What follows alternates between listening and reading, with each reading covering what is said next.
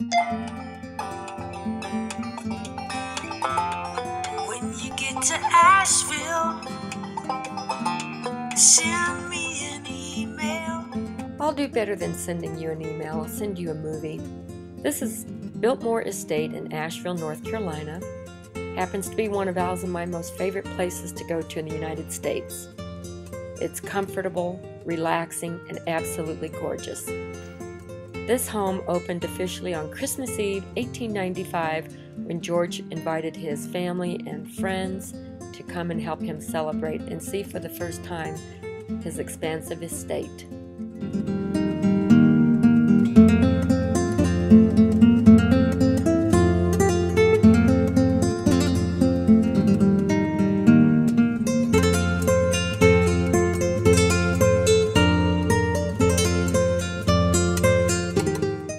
This is Howard. Okay, very good. So we are at Biltmore Estate. This is the house, 250 rooms, 175,000 square feet.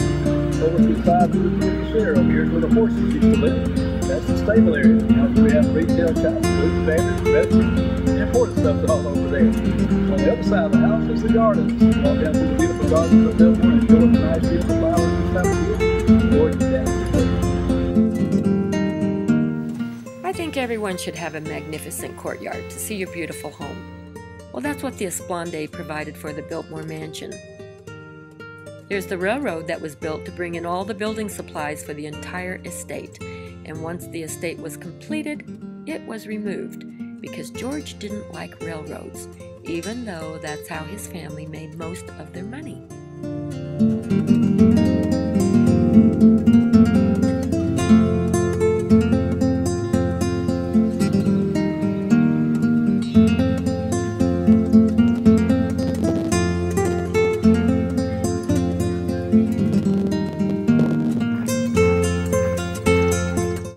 You'll never see anything lovelier than the Blue Ridge Mountains as a backdrop for this here estate. And did you notice Mount Pisgah is the highest peak in that there range?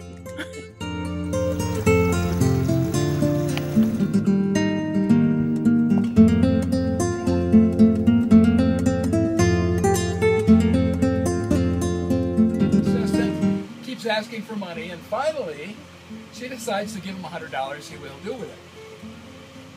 So she gives him $100, a year goes by, and at the end of the year he owns 3 boats, and he's got $1,000 in the bank, so he pays her back, and his business snowballs. This is the oldest river in the world, is the New River, which is also in North Carolina, east of us. The second oldest is the Nile in Egypt, and the French Broad River is the 3rd oldest. It got to $110 an acre for 700 acres. So George comes out here and he wants to see what Olmsted plants. Now Olmsted loved water. For him, it's a very calming influence. This is 4 Mile Branch. This creek, when it floods, when it rains a lot around here, gets filled with silt. And the last thing Olmsted wants is a dirty pond. So it was constructed.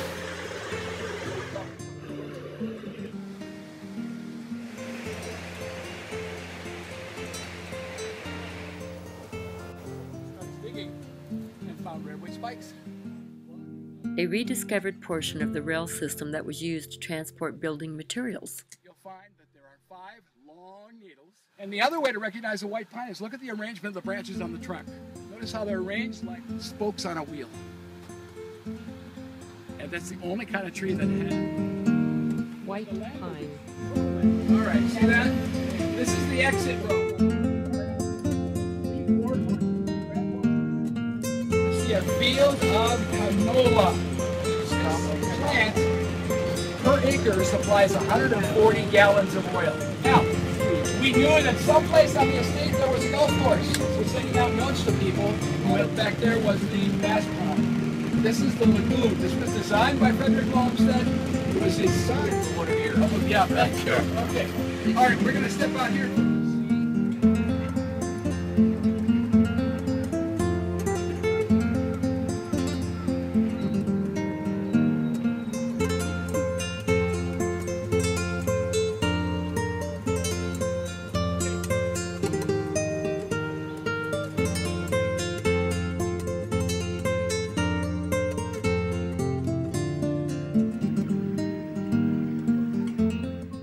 Then we have the beautiful music being played at the Biltmore Inn, and Al is doing his lovely waltz across the patio.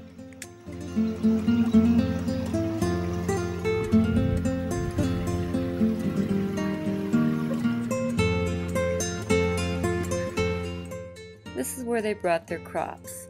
They would clean them, use them for the home, and then sell the extra.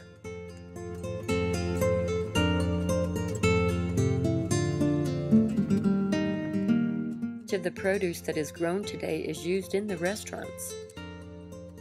And an original photo of when it was first built. The beautiful entry gate. Are you enjoying it? Oh, very much. It's a beautiful dining room.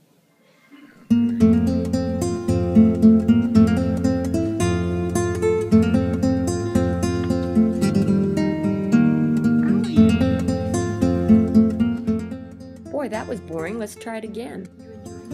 Where am I? This is perfect.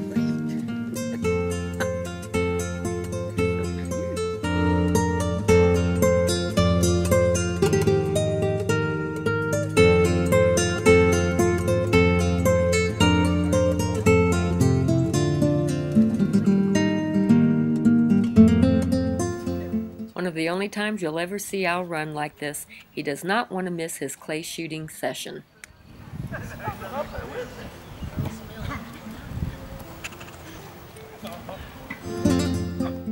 I am going through the azalea gardens now.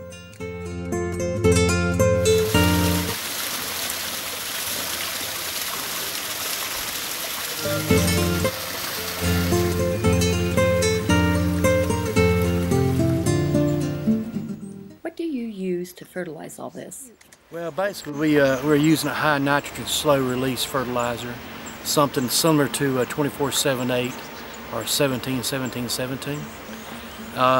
It's about a 3-month fertilizer, and that means a slow release, and we usually do that early spring. That's basically what we do. There you have it. That's what they use. And they are lush. I might have to try that, because obviously it's working. I wonder if these trees will grow in Wyoming.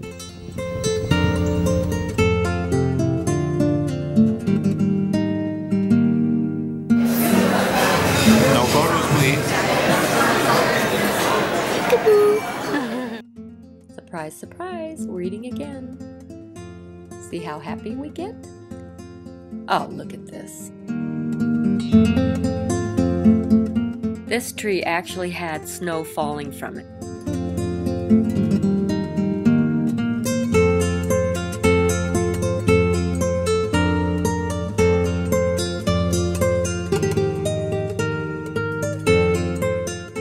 Everything for this house was handmade and one of a kind. Recognize Joan of Arc?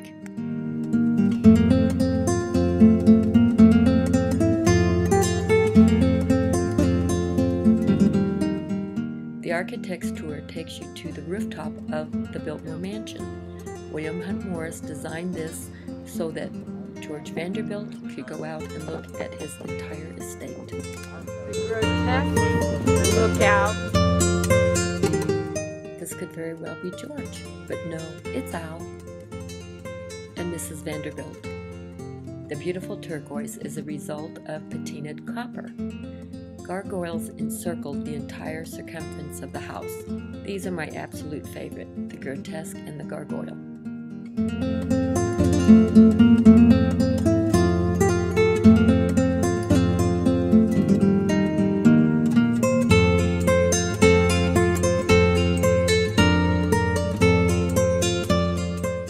It's a little hard to make out with the patina, but it was a beautiful copper finish with the initials GV that bordered the entire roof of the house, standing for George Vanderbilt, just in case someone didn't know who owned it. I love this conservatory. Inside, Cornelia Vanderbilt had her wedding breakfast there. Today, they will arrange it for Christmas or orchestras, and the fountain is the boy stealing geese. Hey, Al. Hi. Hi. Hi, how you doing? Good, how are you doing?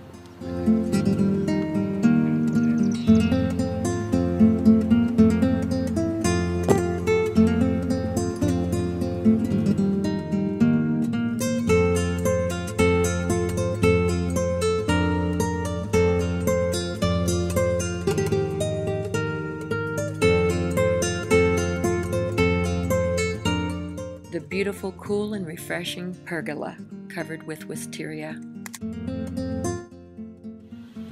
Wisteria trees. We tried years ago to plant these, wouldn't grow. Absolutely.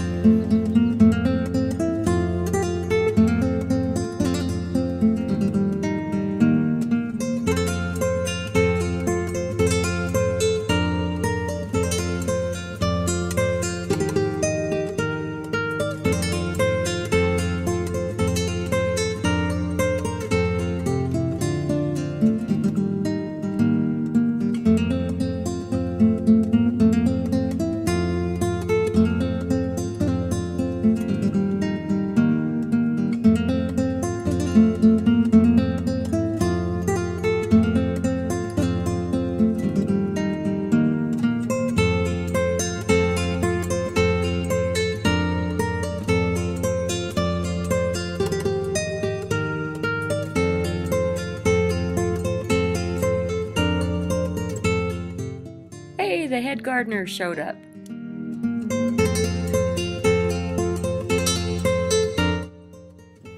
Tulip garden in the Biltmore. Then we'll go around and see the azaleas. It's overcast, perfect cloudy, cool, warm. Thank you, Al.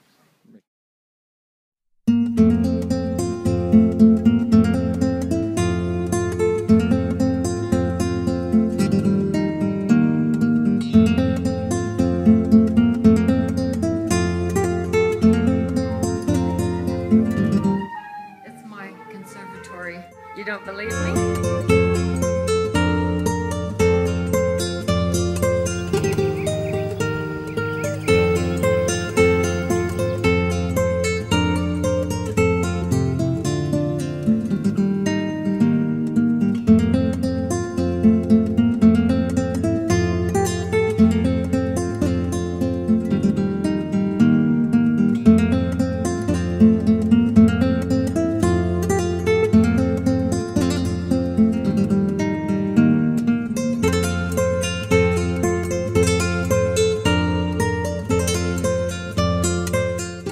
A room with a view.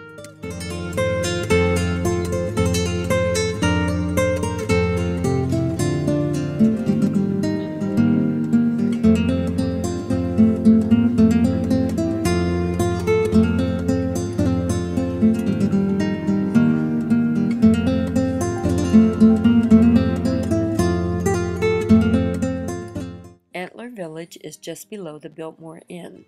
There are restaurants, a winery, exhibition hall, and this is where you make your reservations to go kayaking, boating, fly fishing, and even a Segway tour. An original photo of the dairy, and then an aerial photo of the dairy, and Al suggested it was probably taken by a hot air balloon. I believe him. Here's how it looks today in Antler Village, converted to a winery. This is the stables, the men lived above, and then a refurbished picture as it looks today.